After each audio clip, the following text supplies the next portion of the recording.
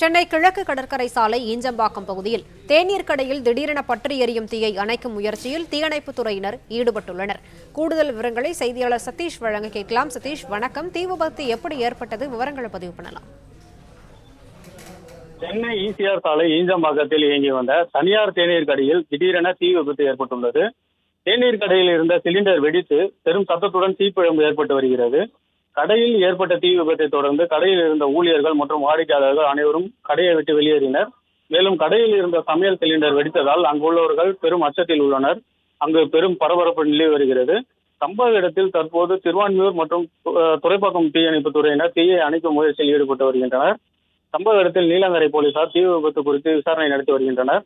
மின்சாரம் துண்டிக்கப்பட்டதால் ஜெனரேட்டர் மாற்றும் போது தீ விபத்து ஏற்பட்டுள்ளது என முதற்கட்ட தகவல் சொல்லப்படுகிறது. முழுமையான காரணம் தீ அணைந்த பின்னரே தெரிய வரும் என போலீசார் தெரிவித்துள்ளனர். இதனால் ஈசிஆர் சாலையில் தற்போது ஈஞ்சம்பாக்கம் பகுதியில் வெகுவாக போக்குவரத்து நெரிசல் காணப்பட்டு வருகிறது.